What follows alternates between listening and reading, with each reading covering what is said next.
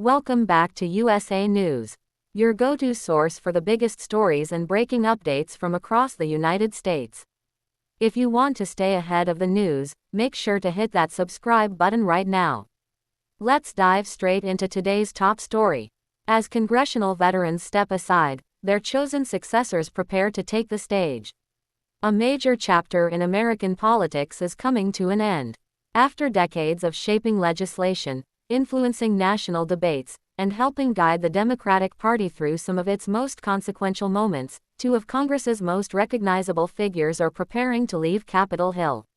Representatives Steny Hoyer of Maryland and Jerrold Nadler of New York have officially begun passing the torch to a new generation of leaders.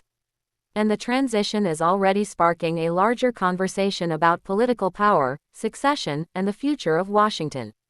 On primary election night, candidates backed by both longtime lawmakers secured important victories in their races to replace them. Because the districts they represent are heavily Democratic, those primary wins make the candidates overwhelming favorites to win in November and eventually take their seats in Congress. For many observers, these victories were about more than simply winning elections. They represented the continuation of political legacies built over decades. Steny Hoyer has represented his Maryland district since 1981, becoming one of the most influential Democrats in Congress and serving in key leadership positions. Jerrold Nadler has been a powerful voice in New York politics for years, playing major roles in some of the nation's most closely watched political battles. Now both men are stepping away, but their influence remains visible through the candidates they supported. The trend is not unique. Across the country, dozens of members of Congress are retiring this election cycle, and many have actively endorsed former aides, staff members, and trusted allies to carry forward their work. Supporters argue that these endorsements provide continuity and help ensure experienced individuals enter public service. After all, many former congressional aides already understand how Washington works, how legislation is crafted, and how constituent services are delivered. But not everyone sees it that way. Critics argue that the practice can reinforce insider politics and make it harder for outsiders to compete. Some believe political endorsements from powerful incumbents can discourage fresh voices and new ideas from emerging. That debate was clearly visible among voters. Some residents said endorsements played a major role in their decision-making. One voter explained that Hoyer's support gave his chosen candidate credibility and confidence. Others felt the exact opposite. Some voters viewed establishment endorsements as a reason to look elsewhere, reflecting growing frustration with traditional political leadership. Those differing reactions highlight a broader reality in American politics today.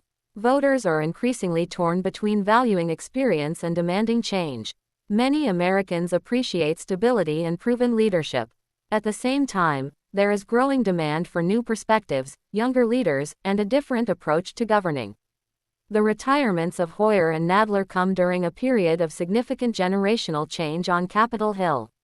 Across both parties, longtime lawmakers are stepping aside, creating opportunities for a new wave of elected officials to shape the future.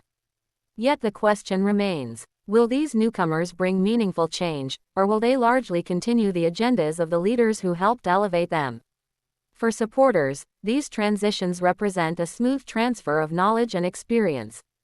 For critics, they raise concerns about political dynasties and insider influence.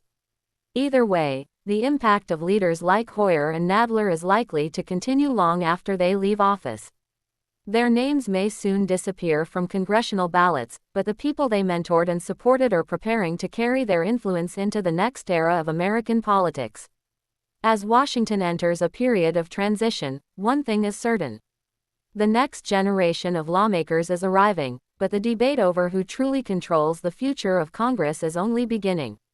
What